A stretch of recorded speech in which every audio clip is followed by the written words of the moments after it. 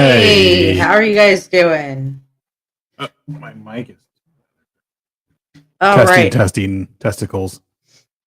Testing testicles. Testes. Testes, One, testes, two, 1, 2. 1, 2. Don't want to do a 3 because there might be a problem. 1, 2, 3. Okay. All right. Hey, guys, how are you doing? I'm having chai tea. I made us chai tea with eggnog. Yeah. Hi, Connor. Hey, what's up? All right. If you guys notice, you're over on a different page because I've been noticing that when I send it out from our normal pages, some people keep getting the not available. So this was me making a test here.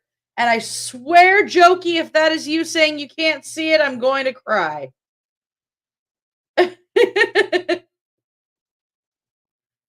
Okay, that is not what you're saying. That is a cool mask. I swear to God. I swear to God. I don't Okay. think that's the issue. Okay. Jokey, get your booty in here. Hey, what's up, Raz? Raz. No, when I send How are you? sometimes when I send Psychomantium, some people get unavailable. So I thought that I would send one of our other ones and see what happens. Especially since this one is a little bit more geared towards this macabre that we talk about. So we're talking about a subject that we had addressed before. Wait, you gotta do it right. Hey, yo, Akka, tell them what we're talking about, dog, with the trees. Look, dog. Look, dog. Look, there dog. are trees growing in space. Did you know? With the power of tree on in space. Dot.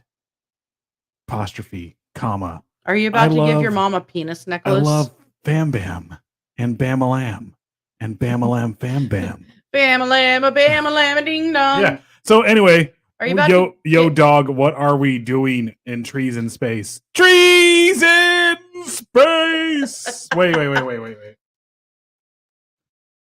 Trees in space.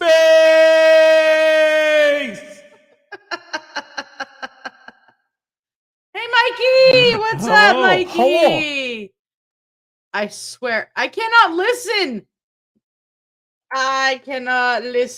We are live. Also, you are awesome. By the way, if you guys are on my Facebook page, you're getting spammed with this right now. Hey, Delphine, it's okay that you can't join us. Have fun. Perfect. Hey, oh my God. Pooping on a clock? Popping in. Oh, popping. I thought he was telling us she was pooping. Hey guys, I'm at work pooping right now.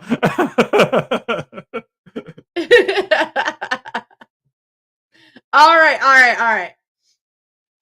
So we are talking about Ted Bundy.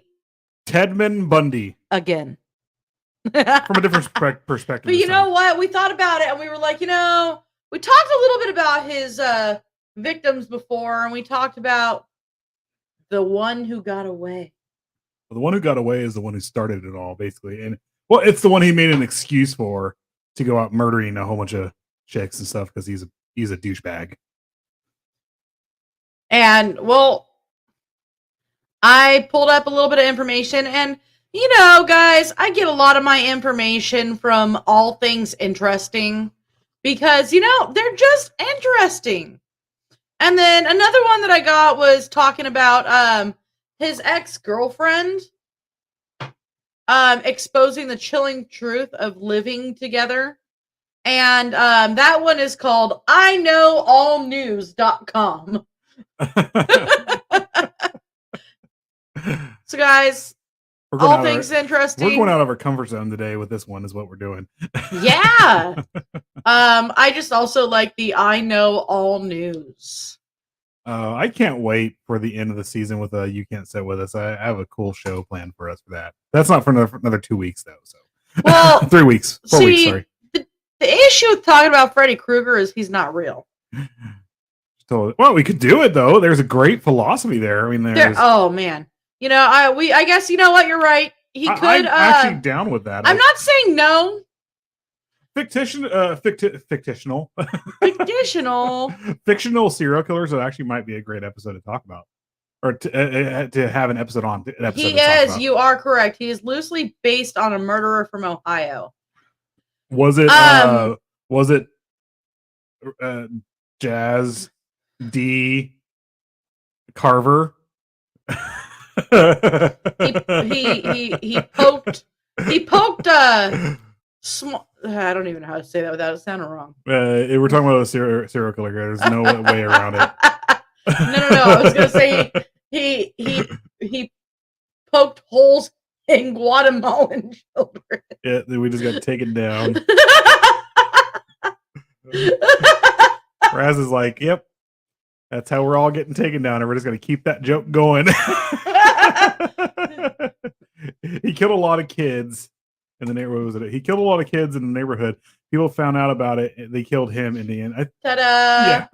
Yeah. So, okay, if we're gonna go on a squirrel tangent, squirrel. One of the things that I will say is, one of the more interesting takes on him is that it was all made up and they got the wrong person. For what?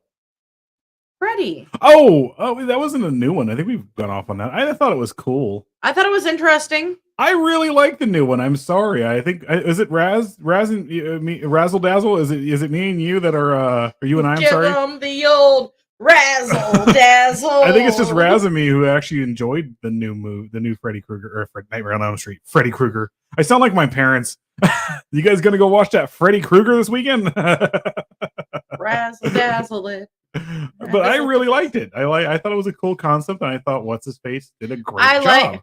Look, okay, Rorschach Freddy. You know, he was in two good reboots. The other one was RoboCop, and I know a lot of people hated the reboot of RoboCop, but I fucking loved it. What's his face? Who plays Rorschach also played in that as a bad guy. Really, really bad guy. What is his name? Raz, you know more than us. And what's Rorschach's real name? I can't think of his name right now. It's a 3-namer. Jackie something.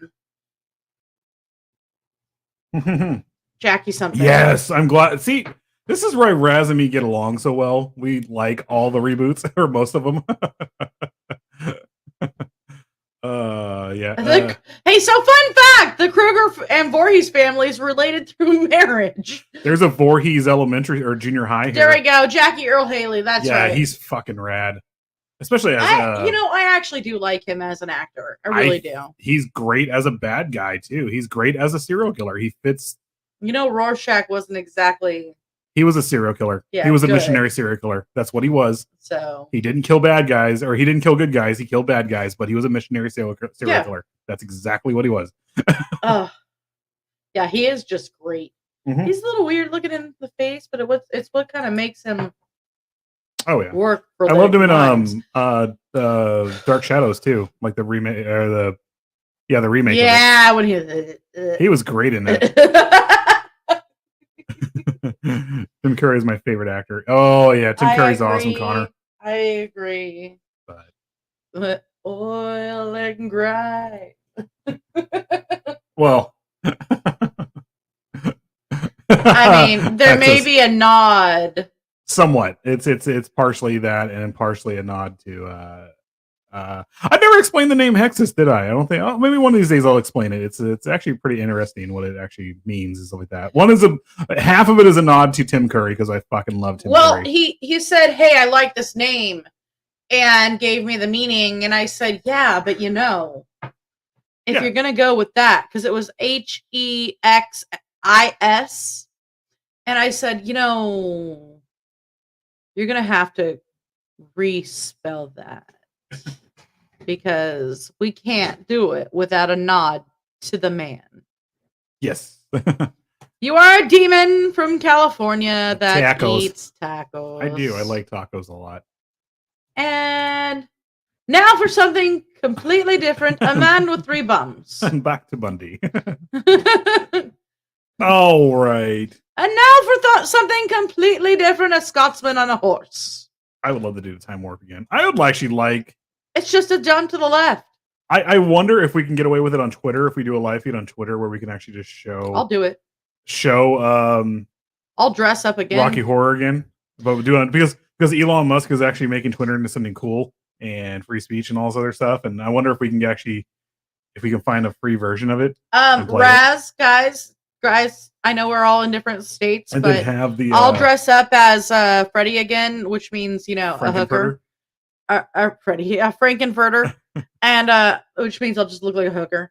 But I will do the dancing and the singing for that part. If you guys are willing to do the dancing and the singing for the other parts, I'm willing to do all the filler. That's what I want to do. I want to do all the filler for the movie, and it's fucking. But fun I wanted as hell you to be Eddie again. Yeah, I could do that. I guess if I'm still going to do I can still do all the filler. Oh, well, he used to be Eddie for all live shows, so... Can we do 2 versions of Eddie? We can do that. All right, guys. And now for something completely different, amount with 3 bums. Andre. Andre the Giant. We can both be Eddie. Odd Mother's a fantastic magenta. Dude, she gorgeous looks just like Magenta, and it was awesome. Like, just like Magenta. Ed and Eddie. Don't even get us started on Ed and Eddie, okay? You mean how they're actually all dead and in purgatory? Yes. That's actually very... when you look at it, because they all have blue and purple tongues, and dead bodies have all blue and purple tongues. Or don't get me started on Rugrats either. Plank! Aren't they all dead? Well, okay, fine. Plank is the thing with Plank is that's his he was a kid from the Depression or something like that, or and that was his toy. Well, that was his toy, so he took it with him to the afterlife. Mm-hmm. Sad. Yeah, no, it's not that necessarily that they're all dead. I mean, they kind of are, but like the twins, Phil and Lil, they were never born. The mom miscarried, but Angelica is schizophrenic, so she actually has she imagines all these kids to play with. And because she never knew if the baby was a boy or a girl, that's how Phil and Lil are around. Yeah.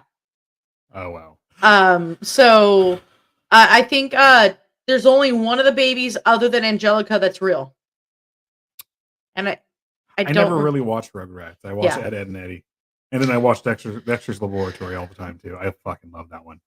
Okay, I love that. He's not dead. It all takes place while they're alive. Yeah, I know. We need to do a messed up cartoon theory episode. I think we really do. I think we could do that along with fictional. Okay, I'm gonna fictional serial killers. I have to push the microphone away for this one just because I'm loud burp? For this one. No. One of my favorites. What? Ik is krum en oblina. You late for class. Because we got to do Our Real Monsters. Yeah. All right, we need to get And with that segue, thank you, Raz, for giving me these. Let's get back to a real monster. He was. Yeah,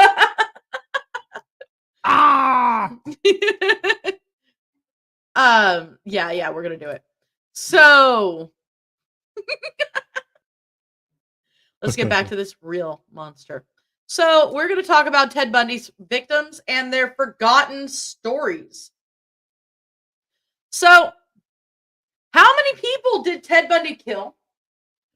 I mean, 1,500. He admitted to 30, but that doesn't mean that's the actual number. But I think they proved 27 or 30 is what it was. 30. But he admitted to 30 and he was only charged for 3. He actually never admitted to it until the very end. Too. Like when he was the whole time he was in prison, he never once admitted to it. 28, yeah. But he admitted to 30, and that's what I'm getting at here. 28 have been proven. Yes. You are correct. He admitted to 30, and he was only charged with 3. But really, we may not know the extent of his heinous crimes because he's dead. But we can share the tales of the women that that we know of who crossed his paths. So most of us have heard of Ted Bundy. I mean, he's infamous. Who's Ted Bundy again? Well, if you're really gonna do that. You gotta still the one of him in court being his own lawyer, being his own what's his face. Oh, you mean this one? Just to let you know, what's his face? Brooks was not this. Daryl Brooks. There is pretty much no difference. Ted Bundy acted exactly like Daryl, except for he wasn't as rude. He wasn't rude to the judge or anything like that. And he could pronounce the words properly. God. Narcissists, man, when they get in there, they really believe they're smarter than everyone else. They believe it. It was bad, man. Oh yeah. I'm gonna sneeze at some point here. Gotcha. Yeah, he was a well-documented potty plant thief too. Yes, not to be confused with Al Bundy, because that was the best home run. Or King Kong Bundy, the second Nephilim of the WWF. Then you have Vader Bundy. Not Vader Bundy. Vader Nephilim. You know, something that I hadn't done yet. Guys, there's trigger warning. There's going to be very explicit content within this, so it may be disturbing to some individuals. Viewer discretion is advised. I'm also going to put in here, under the fair use, another author may make limited use of the original author's work without permission pursuant to 17 U.S. Code 107. Certain uses of copyrighted material for purposes such as criticism, comment, news reporting, teaching, including multiple copies for classroom use, scholarship, or research is not an infringement of copyright. Absolutely not. So let's get back into this guy. He's actually, I think he's swearing right there on the like Holly Bibble right there. Like it matters. So his story's well known. The same is not really for his victims. And last time we talked a lot about him. And we did mention his victims, but let's talk a little bit more about his victims this time. 30 years after his execution, the answers still remain kind of... Has it been in 1989? It's a little bit more, a little over. Somewhere, yeah. Well, this is written a few years ago, so. But, so, again, this picture was him swearing in 78 in his trial. But more than 30 years after his execution, the details are a little bit on the murky side, He confessed to 30 murders. 30 murders, but the true body count is much higher. I mean, could it be 100? Could it be more? Could he have been telling the truth about 30? With recent advances in DNA and profile, it's actually possible that there are cold cases that can still be solved, and we've seen this happening. With this though, I don't know. I mean, I know where this is getting at here. That there's, I think if it was going to be more, it's only a couple more. It's not like it's hundreds of more with him, because, I mean, okay, he was traveling, but he also did like to play with the bodies after they were dead. So he didn't exactly have a lot of time. But then, like I said, I think if he did, the more I've thought about it, I actually do believe it's probably it might be up in like the 40 or 50 range. Never got along with the girls at my school. Filling me up with all the morals and their rules. Anyway. Yep. I'm going to share some stuff real fast while we are talking. What are we? And so, okay. So, let's get back into this. But, like I said, we're going to be talking about his victims. So here are the women that we know that Ted Bundy preyed upon. I don't have pictures of every single one of them, to be honest with you. No, yeah, we don't. But if we were talking about Ridgeway, they actually had a mural of, not a mural, but a collage of them actually that they used at his trial, which is prolific. Yeah, sorry, my lip ring unscrewed itself. So Ted Bundy's victims in Washington and Oregon, his violent killings are believed to have begun in Seattle. After earning his bachelor's degree from the University of Washington in 1972, he committed his first official killings. And I put that in quotations because, we think official. Does it, not to make light of anything, but does it kind of nullify, because he was a Does it nullify the killing because he saved people too on the suicide hotline? I mean, how many people do you think he actually did save on that versus on how many people he actually killed? That's a good question to really ask. We haven't even got there yet. I know. Well, everyone knows about Bundy. That's a big thing about him. He was a suicide hotline operator for a year or two or something like that, I think. Yeah. Hey, Constance. Hey, Constance. Hey, Raven. Hello. Actually, I've heard this story may not be completely accurate, by the way. The Blondie one? I don't know. It was that she was hitchhiking and that she almost got into a bug. Yeah, I mean the bug apparently looked a lot like this. Raz, I don't think it works that way. With me saying does it, he evens things out? No, it doesn't work that way. So, here we go. Let's get back into this. I don't have a picture of Karen Sparks, okay? But Karen Sparks, January of 74. The first victim is widely believed to be 18-year-old Karen Sparks, also known as Johnny Lins in Bundy's literature. The UW student was attacked in her sleep on January 4th, 1974. After sneaking into her basement bedroom, Bundy beat Sparks with a metal rod torn from the bed frame and then rammed it. Guys, this is going to get graphic. Rammed it into her vagina. He had a thing for that. That's it. That's not the first time. This is the This first is time. the first time. This is the first time he's done that, but this is not the last time he's done it, actually. So, she was one of the lucky ones, though. Just like the vampire Dusseldorf, he didn't kill his first few victims; they lived. The reason I don't have a picture of her is because she survived. I think she's still alive today. Yes, she does do talks. I do have a picture of her there, but I out of respect for her, I decided not to bring up her picture of what she looks like today.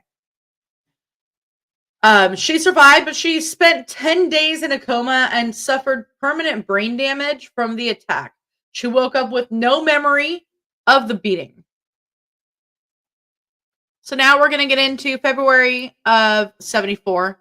Linda Ann Healy. Here you go. This is her. She had pretty eyes. Really pretty eyes. So, Bundy's next victim was 21-year-old Linda Ann Healy. Healy was a popular student at UW, gave weather and ski reports at the local radio station, and her colleagues found her disappearance extremely suspicious. I would too. I mean, yeah. Well, she was very, she was always on time. She never missed a day as far as like coming in to do her job. And the fact that she did not show up, they knew something was wrong. She was supposed to come in for a report, and she didn't. So, police found blood on her bed sheets and pillow, but not enough to indicate that she had bled to death, and no indication as to where she could have gone. Her nightgown hung in the closet with a ring of dried blood around the neck, but some of her clothes, her pillowcase, and her backpack were missing.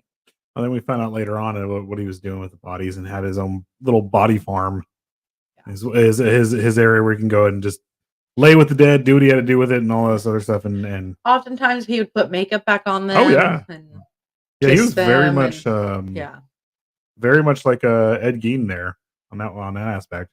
It seemed that whoever had bludgeoned her had crept into her room, also in the basement, and accessible via the extra key that she had and her roommates kept in their mailbox. Wow. Knocked her unconscious, removed her pajamas, and dressed her in fresh clothing. He also would stalk them too for a little bit. He did do that a little bit. So that's probably also why, one, checking the areas too, but he probably watched them and saw that there was an extra key in the mailbox. So 3 days after her abduction, according to The Stranger Beside Me by Anne Rule, And Anne Rule is very prominent when it comes to talking about Ted Bundy. She was the she was Bundy. She was one of the suicide hotline operators with him, and he would actually walk her out to her car nightly. And by the way, when he was a suicide hotline operator, he wasn't killing anybody, but he would always make sure she got out to her car safe, made sure that she was taking care of everything. Kind of one of those weird things, man. And I mean, if you talk to Anne, she would say, you know, back then we were friends. And she actually wrote several books about him. Yeah. So, according to Anne Rule, a male voice called 911. Listen and listen carefully. The person who attacked that girl on the 8th of last month and the person who took Linda Healy away are one and the same. He was outside both houses. He was seen. Police never got the caller's name. Yeah, he was bold. He was very bold. Well, his I'm not sure it's the next ones, but the ones where he abducted in plain daylight 2 girls from the same lake. But we'll get into that. We're not there yet. Sorry, I got some tea. Healy's disappearance was the first sign for police that something sinister was occurring. Shocker. Something sinister is afoot. Da, da, da. Somebody died. Well, there must be something sinister. You got to understand too. This is like the 70s when the golden age of serial killers like really started to blossom, bloom. It really actually was. So this is also right around the time, I want to say, when Kemper started killing and everything kind of just happened at once. So a lot of police departments weren't used to this in like 73 or whatever it was. It wasn't until 75, a couple years later, when they started. The wheels, macabre. Yeah. The wheels on the bug go round and around. The wheels on the bug go round and round. So, but it wasn't until the late 70s when they started really piecing it together. Piecing things together. Well, just serial killers in general. There wasn't a term at this point still. No, there wasn't. This is before what's his face from Mindhunter. I can't think of the real guy's name. So this is when they were doing their research. So again, this is when they first decided that something was occurring that was of the sinister components. But it would take them quite a while to even suspect Bundy.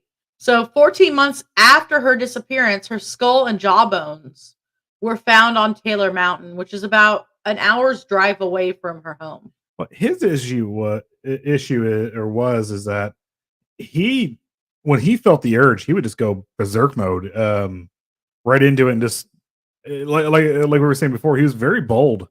So he killed a lot over a small span of time, and it was actually he was caught a couple times, and then we'll get into that too, him escaping and everything. But he really didn't care. He was just trying to get his fix. Yeah. Unlike other serial killers who were like, I can't hiding things and trying to be productive members of society, Bundy just did not give a damn. So next we're going to talk about Donna Manson. I'll leave that up there for a moment. Donna Gail Manson. He actually incinerated her skull in his girlfriend's fireplace. Oh, wow. I did not know that part. Da-da-da. There's the fireplace. Is that Mork and Mindy right there? Is this what started Mork and Mindy? Pretty much. So yeah, this is the fireplace guy. Oh, he would need rainbow suspenders if that was Mork and Mindy. Nano. Because of Mork and Mindy, I loved rainbow suspenders when I was a kid. Like I had to have them because I loved Robin Williams. Don't get me started. Last time we did a show on Robin Williams, I cried like a baby. What if Robin Williams was a serial killer and we didn't know about it? No. Just like Bob Ross is. No. No, Bob Ross is not a serial killer. I don't care if Bob Ross was. Bob Ross loved the ladies. Suggest that that Robin Williams. Yeah, but Robin Williams played a great serial killer in what was that one where he was a photomat operator or something like that? Like 1 hour photo. Yeah, that one's good. That was really, really good. All right, so Donna Gail Manson, a 19-year-old student at Evergreen State College, south of Seattle, disappeared on her way to a campus concert. Her body was never found, but Bundy later claimed he burnt her skull in the fireplace of his girlfriend, Elizabeth Cloffer, which, So again, I showed in that they're picture. going off what he said versus they never found any remnants in there when at all. Oh, yeah. They did? Okay.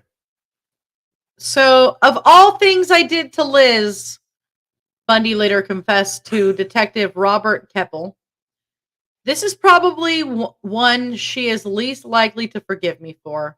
Poor Liz. Jesus. I mean, it's just fucking narcissist even in that sentence right there, man. Yeah. So the next one, I don't believe I have a photo of. Let me see. No, I don't have a photo of her. Should we go to commercial real fast, or do you want to? Let me talk about this one, and then we'll go, because this is going to be an extended one anyway, it seems. Okay. So April of 74, Susan Elaine Rancourt. Like all of Ted Bundy's early victims, the 18-year-old Susan Elaine Rancourt disappeared on a college campus, this time at Central Washington State College, east of Seattle. Like many of his other victims, she was studious. She was a biology major with a 4.0 average. And driven, she worked 2 full-time jobs, one summer to pay for her tuition. Unlike many of his other victims, she was blonde with blue eyes. And the majority of his victims were brunettes. Brunettes, but also he had a thing for chicks who parted their hair down the middle. If you bring and up that was that whole time. Yeah, if you bring up one of the other pictures that you brought up before, all of them, if you that was the style, babe. No, but he had a thing for it.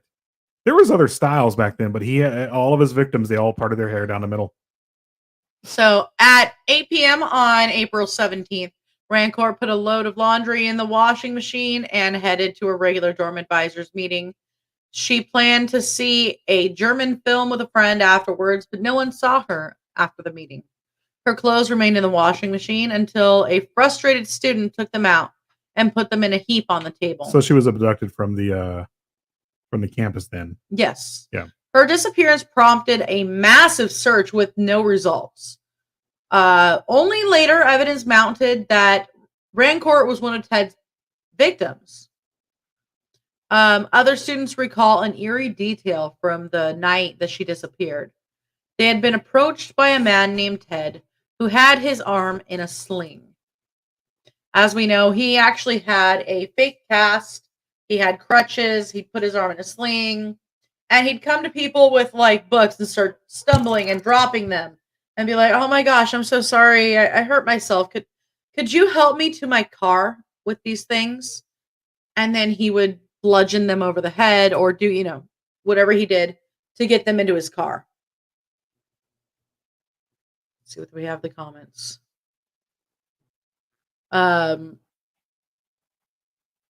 Yes, Constant. Jack the Ripper was very bold as well, leaving notes for the police about his killings. I think that a lot of serial killers actually take their cue from him as far as like being bold. But Jack the Ripper, it was a different time too. It was. They weren't going to find a bunch of evidence. Yeah. That mattered. Because he was very, very bold. But he wasn't. It was a completely different time where they really didn't, really know anything about forensics or anything like that. So other than. There's a lot of theories on Jack, but one of the ones that has been debunked was H.H. Holmes. Yeah, that's been debunked, and they also proved that it was a butcher. Yes. Through family DNA, they actually did identify him. I can't remember what the guy's name was. So we're gonna go to our first. I mean, I'm half tempted just to play both commercials at this point. Yeah, play both. So we're gonna play both commercials. If you guys got to pee, get a drink, whatever, grab a beer, don't grab a beer. I don't care. We'll be right back in about 4 minutes.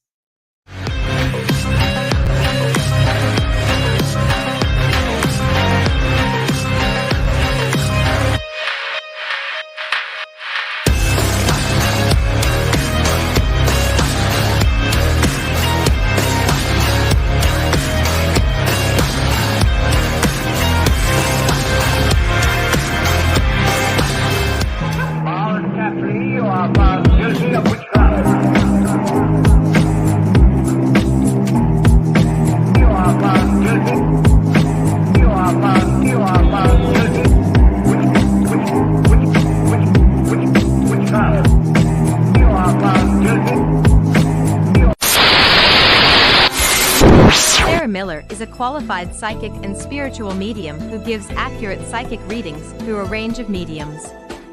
She is a professional consultant who uses her intuition to offer guidance to all of her clients, encouraging them to move in a positive direction and face the challenges that may lie ahead of them. She is also certified Reiki Grandmaster and Shaman. Follow her on Facebook or YouTube each week for her weekly free live readings.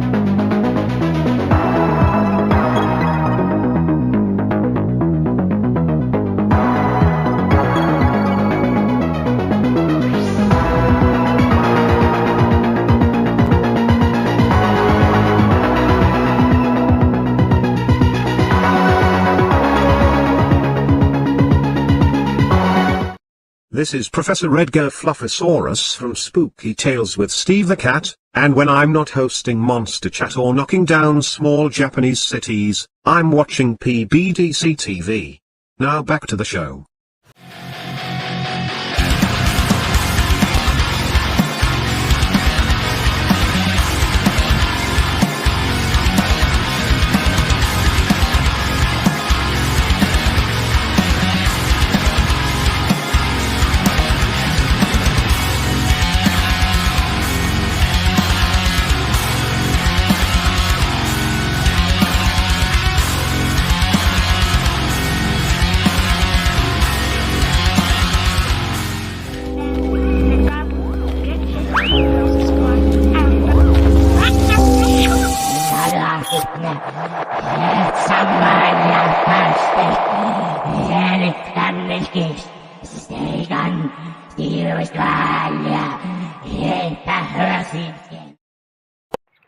Hello, all you beautiful people out there.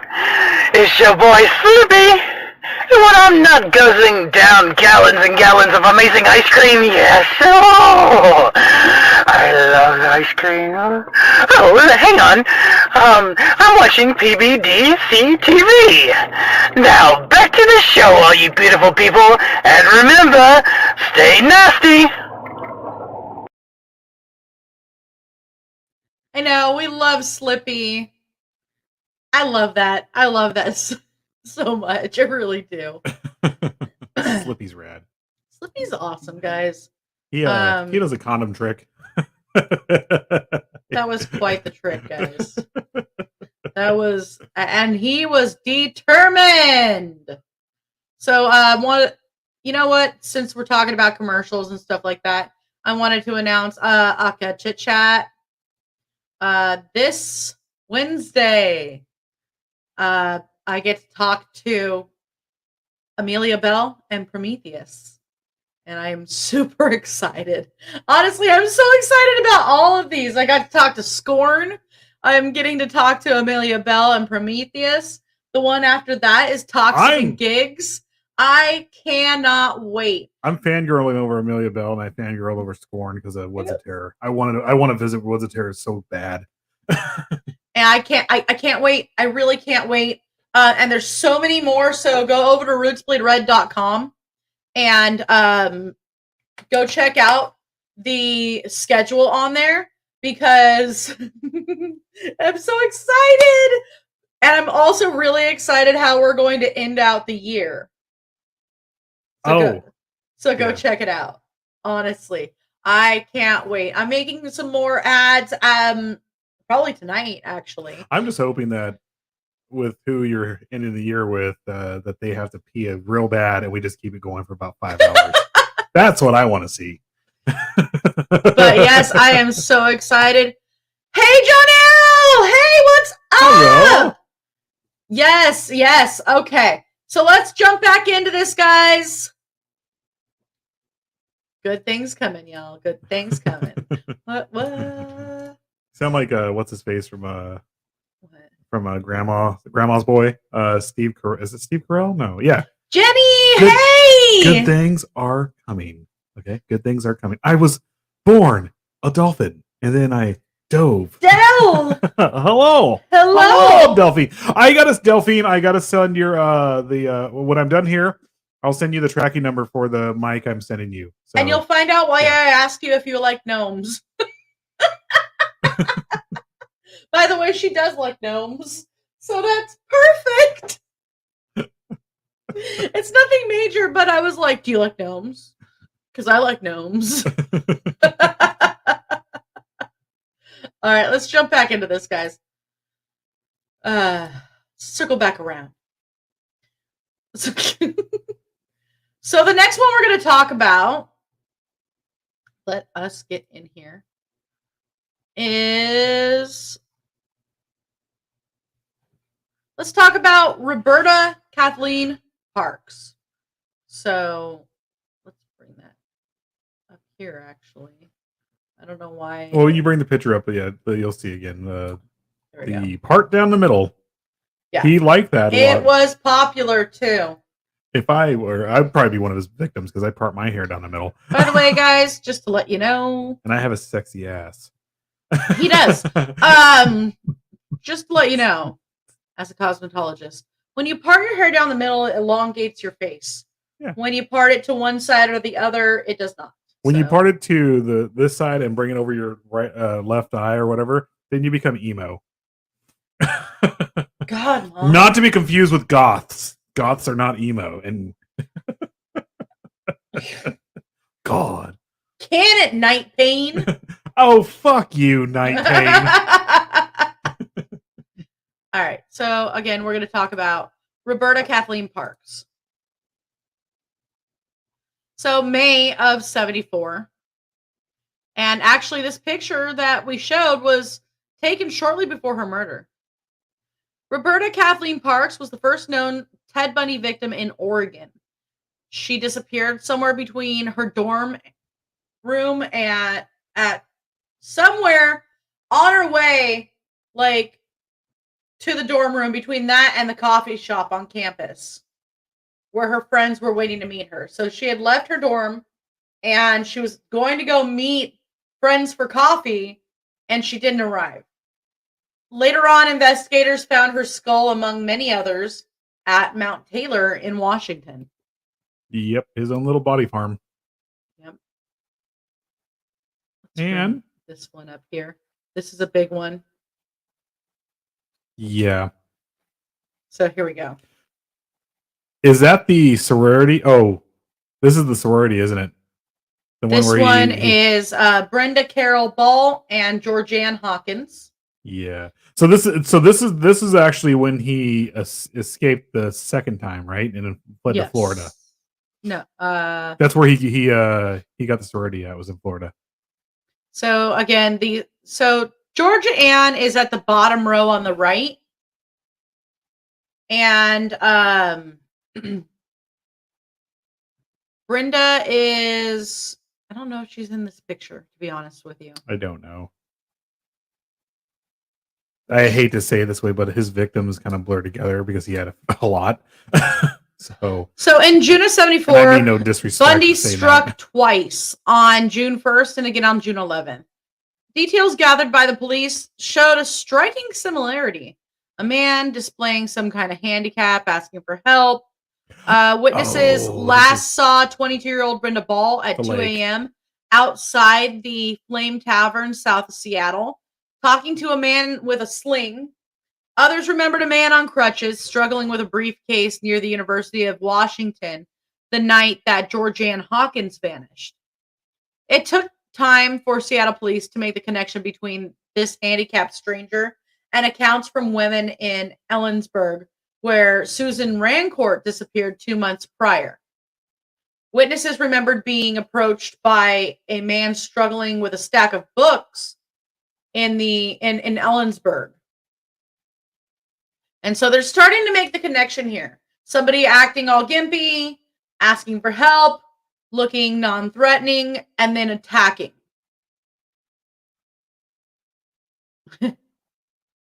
Gnomes are awesome. There's so much. That is right. I do have some gnomes in our garden. Yay. Hey, Star. I feel weird with the center part. I can't do it even though I have a round face. Yeah, I don't do the center part. I'm a metalhead. We all do it. Star! Hey! Actually, lately, I've been doing the bun. The man bun. The man bun in the back, not the top. I'm not doing the top knot. That looks so stupid. I'm sorry. Oh yeah. Hey Sherry, the birthday clown. Hello. Well, I have to get back to creating and editing my newest story. Love you guys. Have a wonderful Yay. night. Can't Good wait night. to see it. Hello again, Star. Hello, Star. When you have a break for it, I actually know someone who got picked up by him when he was on the run. I'll write it out. I can only use 200 characters for the segments. Huh. That'd be cool. Yeah, you know what? We have a newsletter coming out. Yeah, That's a good segue into that. And so you guys want to check it out because we're going to have interesting things throughout this newsletter. It'll be all of us pitching in. So something like that might be on there that you might want to read. Mm-hmm. Del, I'm not saying you have to, but yeah. Oh, here you go. I have some Halloween. Sherry has some Halloween style gnomes. Oh, nice. And a zombie gnome. Nice. Star, I have Gnomopolis in my backyard. I have one that's covered in moss, and he looks like cracked wood. I love him. He's awesome. So Del says, my friend was attending college and had missed her bus on a main street, and Ted pulled over and offered her a ride. She accepted. And then he started driving off the route to her house. Oh wow. God. Yeah. No. Yeah, that's more. There's more. That's Star. No, And below hers. hold on. I even painted one of them a ghost fairy gnome. I love gnomes. When he got on the interstate and he was off the route for sure, he started speeding up. She freaked out and was able to jump out of the car as he was speeding. Oh my Wow. God. There's another girl that did the same thing. She got handcuffed but got away. Mhm. That was in Utah, I think. I can't think of her name. The gnomes are in strategically hidden places throughout the house. I love how we're like going back and forth between gnomes and stuff. I love Gnomes and Ted Bundy. Gnomes and Bundy. Well, I mean, I'm sorry, but he, in a weird way, he created gnomes. No, he looks like a gnome. Look at him. Like, looks like he could be a gnome. Okay. He looks very much like a 70s serial killer. Yeah, because he is like the Yep. vision of it. All right, so now we're gonna get to Janice Ann Ott and Denise Marie Noslin. I think these are the girls that he picked up at the lake. I could be wrong, though. So here we go. Yep. This is them. They're beautiful. Yeah. Absolutely. All the girls he picked up were practically supermodels too. No, they could have been. They could have been if he didn't do what he did. They would have had long lives ahead of them. This is from that weird lake name. Yep. Samamish. You know the one where it kind of sounds like he trailed off there for a second there? Can't flub another. So Ted Bundy abducted both Janice and Denise from Lake Sammamish State Park. Broad daylight. So again, broad daylight, and it was packed. Too. On the left there is Janice. On the right is Denise. This is how bold and reckless he was when he got the itch to do this. Broad daylight, and the beach, the lake was packed where he did this at. Like just hundreds of people. So the list of Ted Bundy's victims grew again in 74 with the murders of Janice and Denise.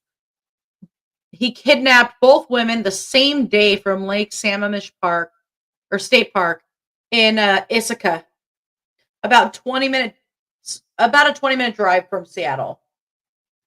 These were very brazen abductions. They happened in broad daylight, as we mentioned, and witnesses even reported that a man with his left arm in a sling had approached them, introduced himself as Ted, asked for help wrecking his sailboat to his car. One young woman initially obliged, but grew hesitant when she approached his brown Volkswagen Beetle, and there was no sailboat in sight. It was a schooner. There was nothing. I'm kidding. I'm sorry. And okay, hold on. I got to get back to some of these because they're kind of funny. And then he says, "Oh, I forgot to tell you. The boat's at my folks' house. Just jump in. It's up the hill." And he tried to say it with a English accent. Oi! The boat's at me folks' house. I don't know. I can't see him doing that. I can see him messing it up like I just did. Yeah, pretty much.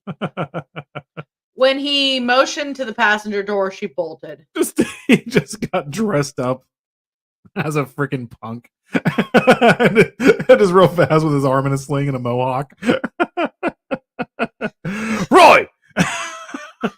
So a little while later, she saw another woman walking beside the man towards the parking lot in deep conversation. With this, the police finally had something tangible. The woman described the man as having sandy blonde hair, 5'10", 160 pounds. He had a brown VW Bug, and they commissioned a sketch of the suspect. The police had no idea just how close they were to Ted Bundy. At the time, he was working on Seattle's suicide hotline. And the Seattle Police Department even nominated him to be the director of the Seattle Crime Prevention Advisory Committee. He was good at what he did. This is the thing with Ted Bundy and a lot of serial killers like him, or a lot of they all do. They don't care. I would say they don't understand emotions, but they do know how to manipulate them. They are very much the bad empaths and stuff like that, where they do know how to victimize people and stuff like that. And because of that, he could come off as very caring and helpful. I'm gonna bring something up. Yeah. Okay, something funny. The show is great to make sandwiches too. By the way, I think I sprayed mustard the cat with mustard. Okay, so now this is something that's not super funny, guys. Where you put them on tacos? Yeah. Oh. So that would be scary. I just read The Appeal of the Monster Who Killed My Brother. Oh guys, the stuff I read broke me all over again. We still need to set up that show when you're ready, because I know you want to get that story out there. Yeah. And I know we talked a little bit about it before on a separate show, but when you're ready, let me know. When you and even Dizzy are ready, we will let this be your platform to get your information out. Oh, exactly. Yeah. Okay. Yep. And we love you guys. Can we go back to something lighthearted real fast? Something lighthearted. Did you put all of my gnomes go in my garden along with my skeleton yoga ghost and witches, creepy and creepy scarecrows, weeping angels. There's a special part in the garden for them, so these stay out throughout the summer. Okay, there you go. Oh, cool. Look at start at the bottom real fast. I'm ready when you are. I need to talk. Yes. Yay. Let's do it. Let's set it up. We'll do this.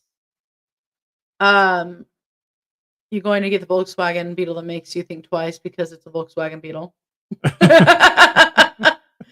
I like bugs. It was a really uncomfortable space, like the back of a Volkswagen.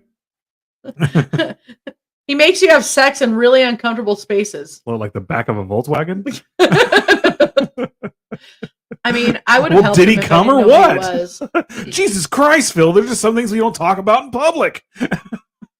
Yeah, so Dell says, I mean, I would have helped him if I didn't know who he was. He was hot and charming. And that was the He problem. was rugged. That was the thing with him. Yeah, That was the problem. He was good looking. I mean, he was good looking for 1970s Yeah. and 80s. he was standards. in that. Yeah. And he knew how to talk. Oh yeah. I mean, he was great on the suicide hotline. He They really actually, was. when the detectives though were interviewing him and stuff like that, for and trying to get stuff to this was after they put him in prison, and they said his persona would change. Though you could tell when it happened. And he was one of the few serial killers that some of them had something in common where they smell like soured milk, and it was almost like he was possessed.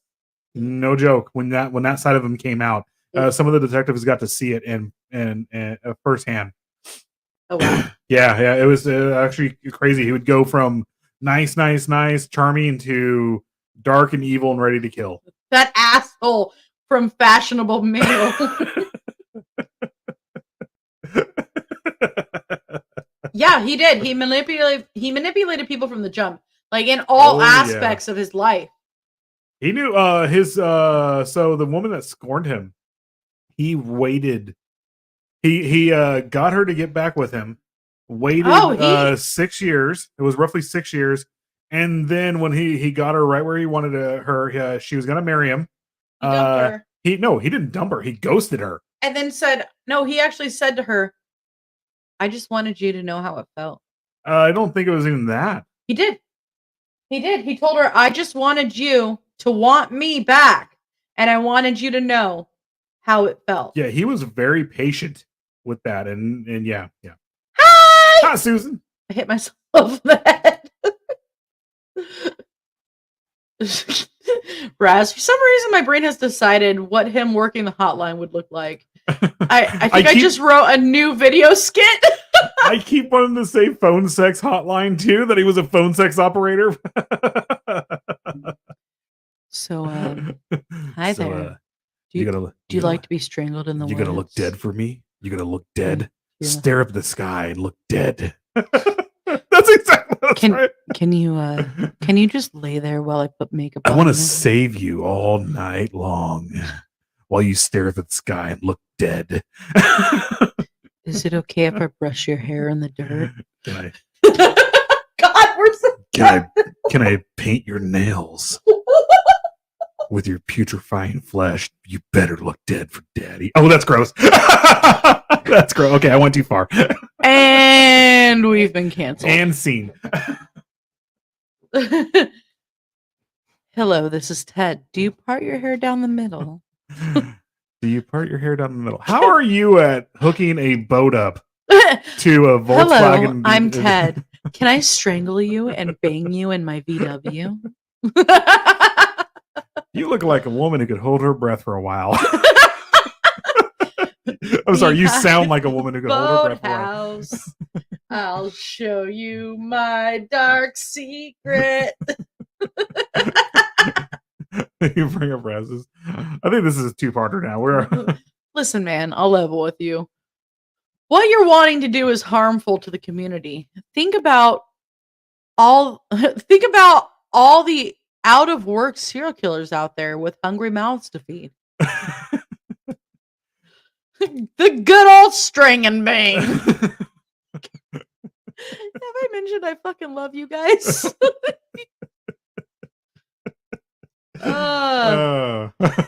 And we have to end this with, and I promise you I will treat you well, my sweet angel. So help me Jesus. As long as you're staring at the sky looking dead. Yeah. So we're gonna get back into this. And we're gonna be back at our regular time. Wait, no, I'm still talking. Oh, you are? Sorry. Yeah. Oh, I thought you were talking about going back. No. We're finishing this damn thing. Are we? How much more do we have? We have a lot left. Not really. Okay.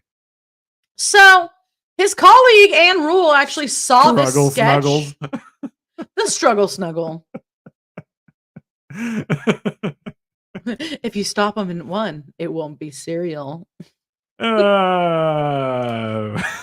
funny. I love you guys. We need to get a rim shot thing on here. Where it's all So when Anne Rule saw the sketch, she reported her suspicions to the police that she thought that it was Ted.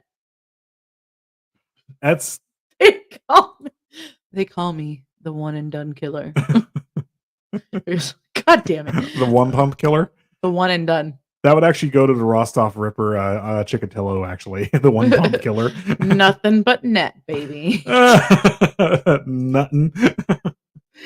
So although the authorities noted that Ted Bundy did, in fact, drive a bronze Volkswagen Bug. Did you say Ted Bundy? Yes. We should have a Ted Bundy Little character. Bunny foo foo. Okay. Then we gotta turn it to Little Bundy foo foo. I think we could do it. They didn't really want to go after Ted Bundy because of all the aforementioned aspects. They had nominated him to be the director of the Seattle Crime Prevention Advisory Committee.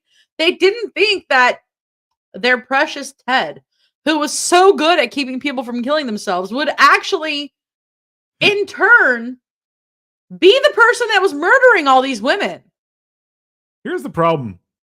Even to this day, people think that serial killers and stuff like that, murderers are these. They look the part, like they're going to be these raging monsters, salivating, frothing at the mouth for their kills. They're not.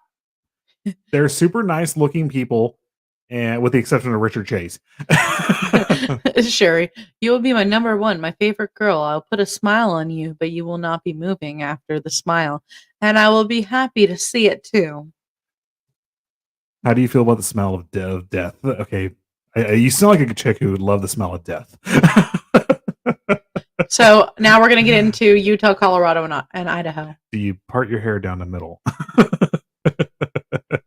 No, actually, he did not get hit any of his victims from the hotline. No, he wasn't killing at that time. It was more like it got triggered by his ex-girlfriend who slighted him, and then he decided, I'm going to go after people that look or remind me of her. Yeah. Scooping up the college girls. Little Bundy foo-foo, hopping through the forest, scooping up the college girls and bopping them on the head. Okay, god damn it. We're canceled. If Macabre writes that as a song, we came up with it first. I just want credit for it. Susan came up with it first. So after Ott and Noslin vanished from Lake Sammamish, I love you all. We love you too. You guys are our people. After Noslin vanished from Lake Sammamish, the disappearances of young women in the Pacific Northwest abruptly stopped. Having been accepted in the University of Utah as a law student, Bundy arrived in Salt Lake City in August of '74. It did not take him long to start picking up his old habits. The crazy thing is that the people they were the people they were concerned about at the time, and this goes back to the lesser dead, were the college students. Gary Ridgway was active at the time during Bundy in Seattle and in Washington, and was actively going after sex workers. And they're like, oh yeah, the college students, they all stopped dropping like flies. They're living now. Let's not worry about everything else. So sorry, I'm deleting these so that I can go back to them. I do not have a picture of this next one. Nancy Wilcox. Bundy's attacks continued in October of '74. First, on October 2nd, a 16-year-old cheerleader, Nancy Wilcox, went out to buy a pack of gum and vanished. Witnesses later thought they'd seen her riding in a Volkswagen Bug. Then we have Rhonda Stapley. She's the survivor who kept her silence. But if you want to hear what she has to say, she was actually on Dr. Phil, and she recounted a lot of what happened. So next, on October 11th, Bundy approached Rhonda Stapley. Stapley was a first-year pharmacy student waiting for a bus to take her back to the University of Utah when Bundy offered to give her a ride. She was the one who got away. There's multiples, actually. No, but she was the one I was talking about, I think. Back to the University of Utah when Bundy offered to give her a ride in his Volkswagen.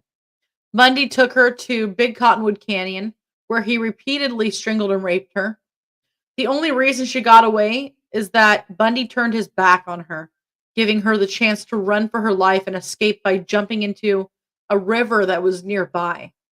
Instead of contacting the authorities, she hid her story for nearly 40 years for fear of being blamed and ridiculed for being raped. Oh no, no, right. She was not the one who got away. She That I was actually talking about. she didn't say anything until 2011, and this was the interview on Dr. Phil.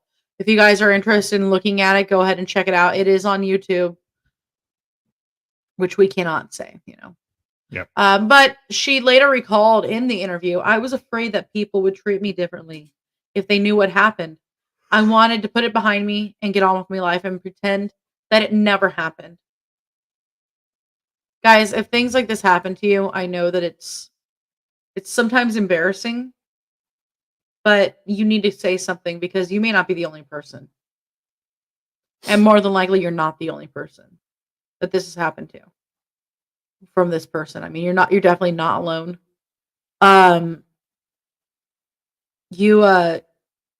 So I'm going to say some really, really difficult shit right now. If you get raped, don't shower. Go straight to the hospital. Get a rape test. Put that bastard in prison. Yeah, it's hard to say things like that, but it's actually very true. If you need to get to the hospital right away, because that's what they need to get. Let them check under your the nails. DNA evidence, all that stuff. Let them check inside you. Make sure that it is a very demoralizing event. Yeah, it's very terrible. But go through it, because in the end, when you put him behind bars, that feeling is better than anything. Let's get to some comments here. We claim copyright. I want a sandwich. Sherry, I would die for you, but would you die for me? Because I could see you dying as I'm watching the light from you go dim. And yes, I'm a hopeless romantic. Wow. It's almost as good as the Borden rhyme. It could be an instant classic. My girlfriend said she was only going out for a pack of cigarettes after the pep rally, and she never came back. I thought I got dumped, so my heart broke. Sad how real victim shaming it is. Be. Yeah, oh, absolutely. It is, especially at the time. It was very bad. Yeah, Sherry says I saw the Dr. Phil and it made me sad seeing it. It's absolutely heartbreaking. Absolutely heartbreaking. Star says there was a girl from Wellington, Utah, a town leading to Green River, Utah, who went missing at the time. She was hitchhiking and vanished. I was about 15. It was rumored that Bundy got her.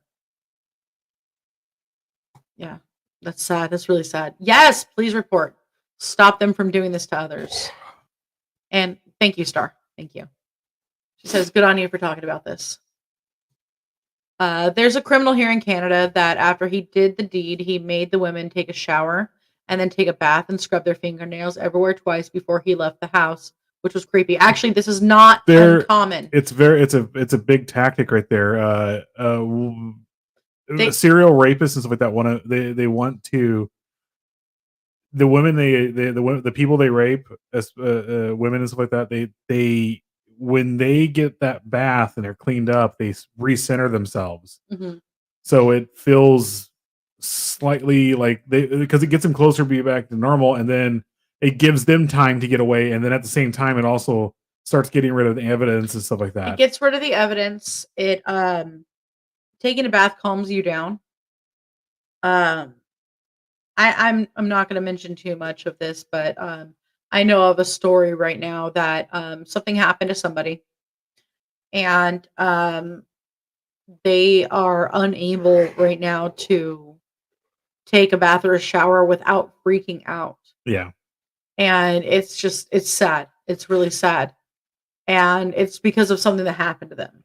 Also, too, once you're cleaned up, especially when you're walking on the streets or someone comes by or whatnot, you start looking. You also look the part too. You look normal, opposed to looking disheveled, Mhm. and people don't exactly look at you going, "Oh my god, what happened to you?" No, they just see you cleaned up or just out of a shower.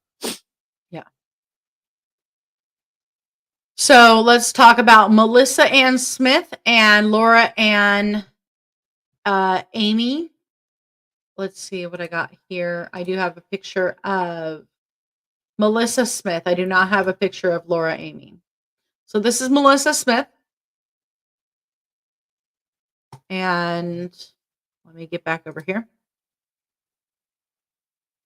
And her father was actually a local police chief. She was killed by Bundy. And it was while he posed as an officer. Actually. This is the one where well, go ahead and read it. I think if it doesn't say it, I'll explain it. So this is a week after Stapley got away, or Stapley, rather. 1 week after Melissa Ann Smith was 17, she vanished. She was the daughter of a police chief. She disappeared after meeting a friend at a pizza parlor. God, I can't talk. She planned a walk home, picked up some clothes, and then headed to a friend's house for a slumber party, but she never made it home. Her body was found 9 days later in Summit Park in the mountains east of Salt Lake City. And then on Halloween, Bundy struck again. 17-year-old Laura Ann Aim disappeared on the night of October 31st after leaving a cafe. Her family didn't realize she was missing for another few days. Hikers found her frozen body in the mountains about a month later. So they didn't go into detail, but so what he did with the what was her name? The one that got he posed as a cop for Melissa Ann Smith. Melissa. What he did to Melissa was she was in a department store. He randomly just walked up to her and said, "Ma'am, your car's been broken into. I need to take you back to the station." And he flashed a fake badge. That's all he did. It wasn't. He wasn't dressed up any different or anything like that. But he's like they get into. That's how he was like. I think he was explaining that he got her in the car and just started driving. It wasn't until like they went. They were completely not even the wrong way. It was just out of the normal area for a few miles when she finally like realized, oh crap, I'm being abducted. But she didn't question. You know, she trusted the fact that he was an authority figure, and didn't question the fact that he didn't know which car she had. None of it. She just got in the car with him and took off because she trusted it. Sorry. I understand the fear of showering, but mine was when a nurse tried to drown me. Part of my journey when I almost died after I had dizzy. Oh wow! Oh my gosh! Wow! Yeah, I mean it. Oh man, we are glad you are here, Star. We love you, and we are glad Dizzy is here. November of 74. Carol DeRanche and Debbie Kent. I don't have pictures of these ones either. November 8th in 74 would prove to be a crucial event for the eventual capture of and conviction of Bundy. First posing as a police officer named Rosalind, Bundy approached Carol DeRanche at the Fashion Place Mall in Murray, Utah. He told the 18-year-old girl her car was broken into. This is the one. I'm sorry. I mixed them up. I'm sorry. And she needed to go to the police station.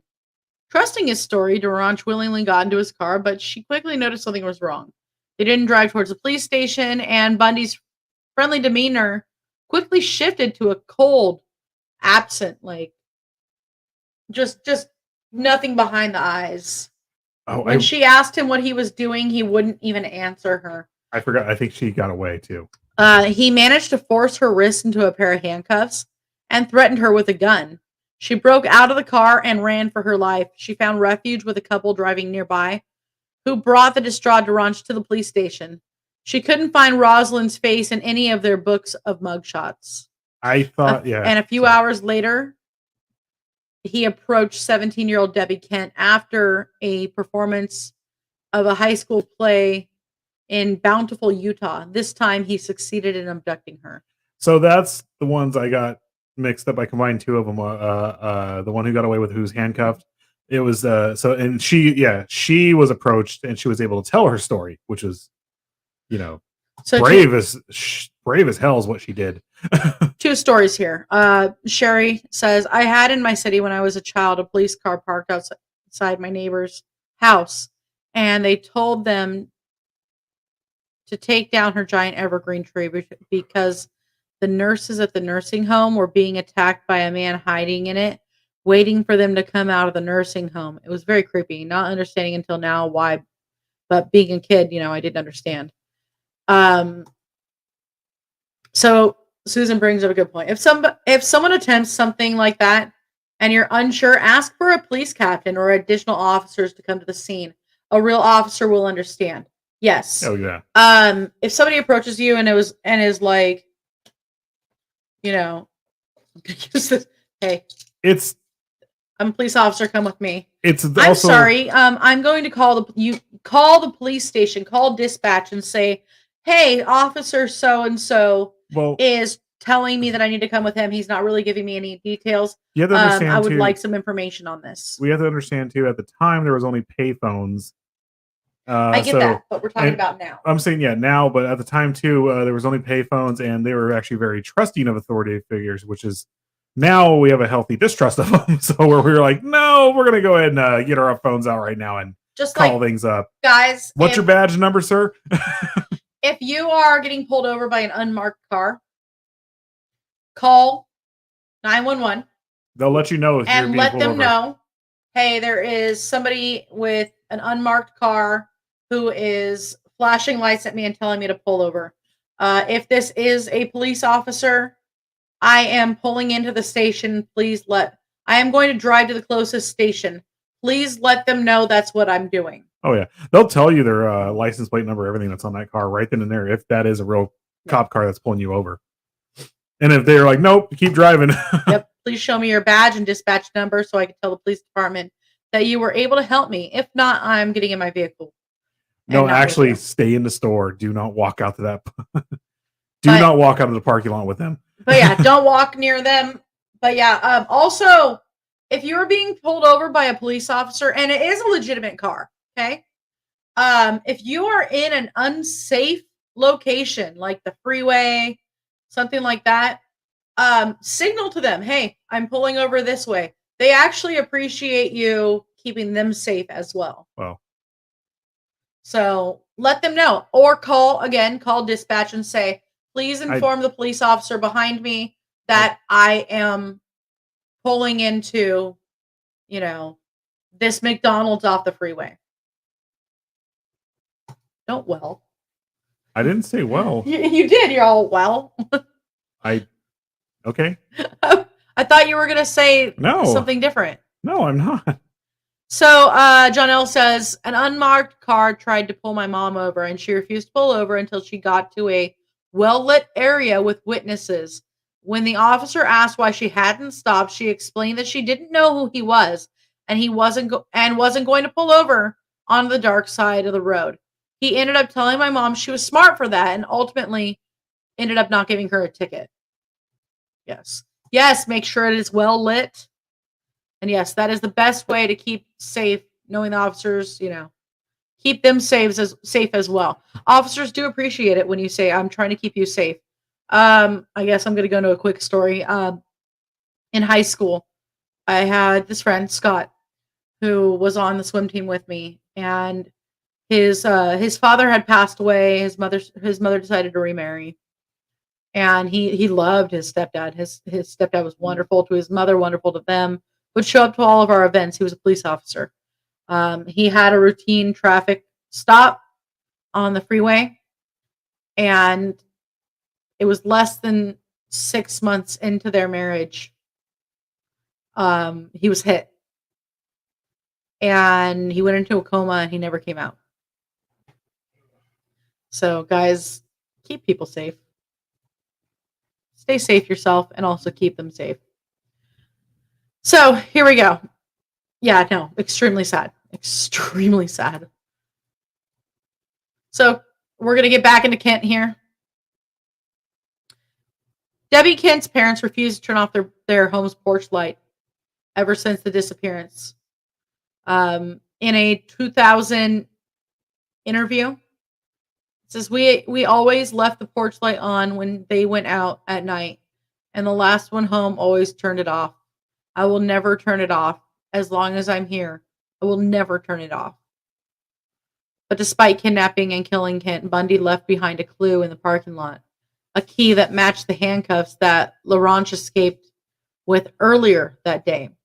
Although the police were unable to connect Bundy to Kent and other similar kidnappings, LaRanche would play a very pivotal role in Bundy's 76 conviction when her testimony identified him as the man who kidnapped and assaulted her.